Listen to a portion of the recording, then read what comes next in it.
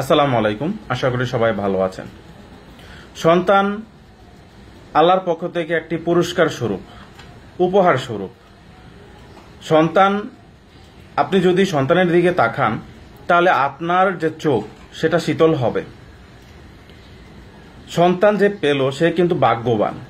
যাদের সন্তান নেই, যাদের অনেক বছর হয়ে গেছে, তারা বুঝতে পারে যে সন্তানের কতটুকু, সন্তান না থাকার কতটুকু যন্ত্রণা বা কতটুকু একাকিত্ব, কতটুকু মানসিক টেনশনে থাকতে হয়, কত কিছুই না করতে হয়, পীর মুরিদ বা কত নানান ধরনের ওষুধ, দেশান্তর থেকে চষে ফেলে যে সন্তান হওয়ার জন্য কি ওষুধ আছে বা সন্তান হওয়ার জন্য কি ওষুধ খেতে হয়, এই জিনিসগুলো জানা বোঝার জন্য। কিন্তু যারা অকপটেই আল্লাহ তাআলা যাদেরকে সন্তান দিয়ে ফেলেছে, আমরা তারা কি সন্তান আল্লাহ তাআলার যে উপহার সেটাকে কিভাবে বড় করছেন?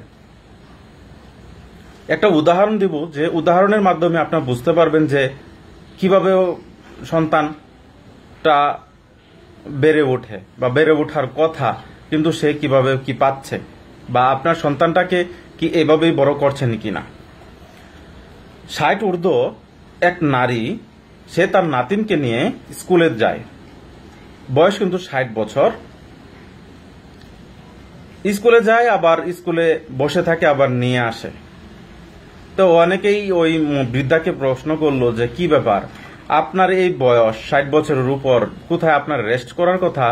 আপনি তা না করে এই সন্তানকে নাতিনকে প্রতিদিনই স্কুলে নিয়ে যাচ্ছেন, আবার দিয়ে যাচ্ছেন, অন্য কি কেউই নেই?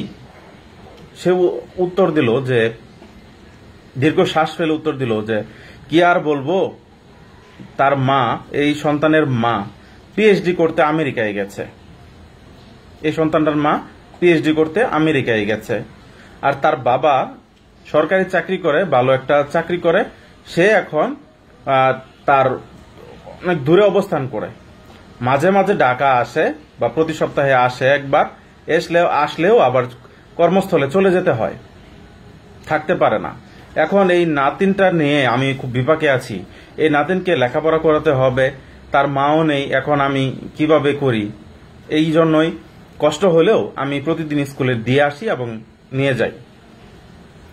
একটা চিন্তা করেন যে এই একটা অদ্ভুত একটা অবস্থা, যে কে নিজের ক্যারিয়ারের জন্য তার মা চলে গেছে আমেরিকায় পিএইচডি করার জন্য।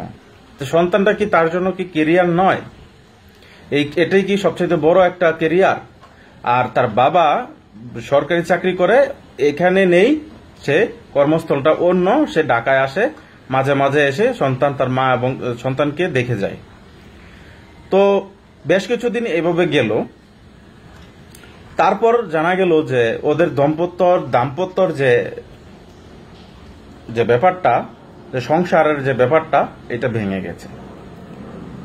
ওই যে মহিলাটা আছে, যে ব্যক্তিটা পিএইচডি করতে গেল, সে আমেরিকায় সেটেল হয়েছে বা বিয়ে করেছে, আর এখানে তার হাজবেন্ডও এখানে দেশে পড়ে আছে। তাহলে আপনি দেখেন যে কেরিয়ারটা কি। শুধু আমেরিকায় গেল, আমেরিকায় যে একটা পিএইচডি অর্জন করার জন্য, অথচ তার থেকে বড় পিএইচডি কিন্তু আখিরাতের জন্য এই সন্তানটাকে ভালোভাবে মানুষ করতে পারা সবচেয়ে বড় একটা ব্যাপার ছিল। কিন্তু এটাতে না করে সে আমেরিকায় দেশান্তরী হয়েছে, এবং এই কেরিয়ার, এই যে চাকচিক্যময় একটা জীবন, এই জীবনটা তার জন্য সে এটা বেছে নিয়েছে। কিন্তু আপনি দেখেন যে মাও নেই, বাবাও নেই, এখন এই সন্তানটার কি অবস্থা হয়? যে সন্তান, যে হয়তো বাবা আরেকটা বিয়ে করবে, বা এখন যে এই সন্তানটা কিভাবে মানুষ করা যায়? অথচ এই সন্তানটার জন্যই তো কত কিছুই পিএইচডি করেছে, কমপ্লিট করেছে। তারপরে এমনও অনেক আছে যে সন্তান নেই, সন্তান হওয়ার জন্য কত কিছুই করছে, সব পিএইচডি করার একটা ভালো একটা পর্যায়ে চলে গেছে, কিন্তু সেখানেও তার সুখ নেই, শান্তি নেই। সেখান থেকে একটা নর্মাল জীবন যাপন করছে, অনেক কিছু করছে, অনেক নামাজ রোজা নফল ইবাদত বন্দেগী করছে একটা সন্তানের জন্য। আর এই ব্যক্তি একটা সন্তান পেল, এই সন্তানটাকে রেখে পিএইচডি করতে গেল আমেরিকায়, এবং তার বাবা সন্তানটাকে ফেলে দিয়ে তার বৃদ্ধ মার কাছে রেখে সে এখন চাকরি করছে অন্য জায়গায়। এটাই কি সবচেয়ে বড় কেরিয়ার? সন্তানটা কি কোনো কেরিয়ার নয়? এরাও তো বৃদ্ধ হবে একটা সময়, এই সন্তানটাও বড় হবে, তার মা কিংবা তার বাবা ধূসর যে চাকচিক্যময় জীবন বেছে নিয়েছে, এই সন্তানটা যে